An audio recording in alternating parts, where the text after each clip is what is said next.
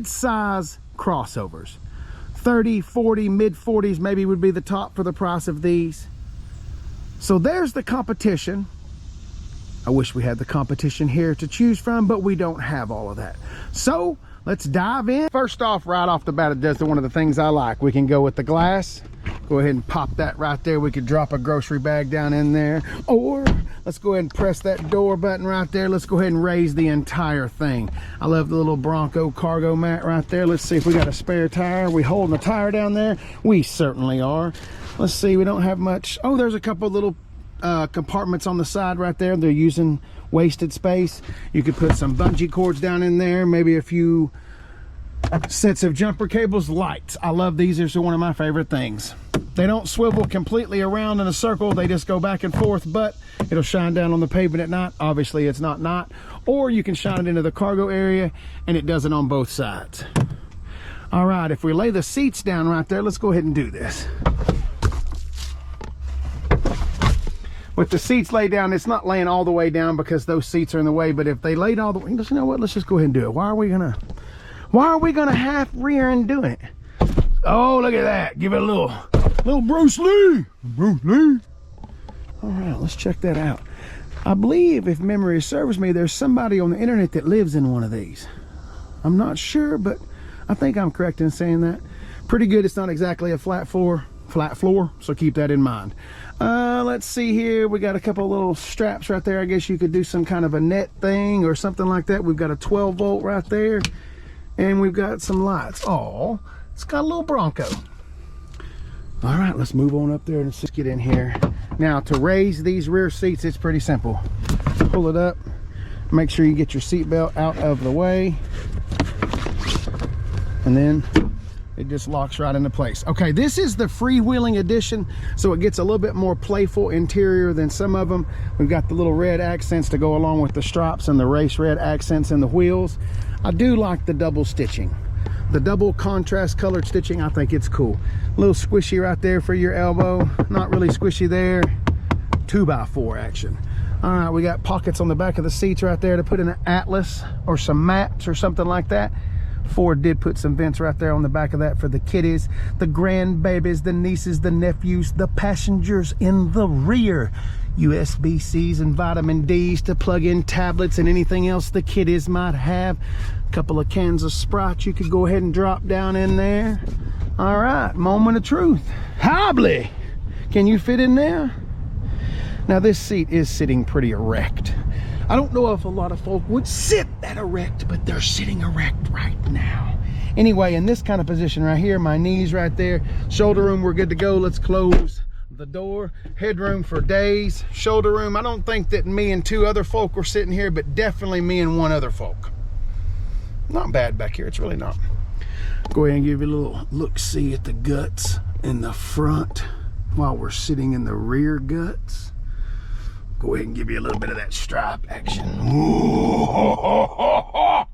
that might be too much. Hold on. All right, let's go ahead and climb behind the wheel. What do y'all think about these stripes? I love the stripes, I'm not gonna lie. Something different. I don't know if I would like it to be every day. That's awful in your face. You could never get away with any kind of mischief because you'd stand out like a sore thumb. One thing that you do get though are the silver door handles. I'm all about the silver door handles. All right. Once again, you've got that same double stitching, little red accent right there. We got power mirrors, power door locks, power windows, pretty much the same thing. We got a little water bottle holder right there. See where it says Bronco right there?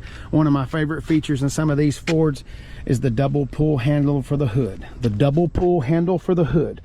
Once, twice, and then see what we're going to do is we just walk up here, and instead of looking underneath that hot hood, it could be dirty or whatever, we're just going to grab it right there and pick her on up. All right, I'm gonna go ahead and prop that up. All right, picking back up where we left off, we were talking about that Bronco, then we popped the hood. All right, we've got the, we got tri-stitching going on here, yellow, orange, and red. The stripes, I do like the stripes. Maybe you could buy one of these and have the stripes taken off the outside and keep the interior. That might be cool if this is too much. But anyway, the red accent goes around the dash right there. Once again, if you want a big screen in one of these 3 cars, you're gonna have to get the Escape. The Escape, you get the really big screen, but this screen right here is pretty small and dinky, kind of like the Maverick screen. Auto start stop. We don't have dual climate controls. We do have some UBCs and vitamin Ds down there to plug up phones and tablets and what have you. We got a little 12 volt right there. Let's go ahead and have a little look see right here in the glove box. She's deep down in there. All right, let's go ahead and close the door. Oh, we should have closed that hood. We'll be right back with you. Hang on just 1 second. Let's normal, eco, sport, slippery. Slippery when wet or moist, and then sandy, dry. Let's go ahead and put it back in normal, in Bronco mode. All right, we've got fog lights. We can open the tailgate from right here. Automatic lights. Nothing really spectacular to talk about right there. Dial transmission, either dials or buttons. Kind of get used to that on these lower trim cars. Let's go ahead and have a little look see down in the console. We got some more UBCs, vitamin C's down in there. It's kind of spacious. It's not big by any means, but I think for the class it fits in just good. But just remember, the Ford Bronco Sport is going to compete with, a Toyota RAV4, a Honda CR-V, a Chevrolet Trailblazer, the Dodge Hornet, and even its cousin, the Ford Escape. So.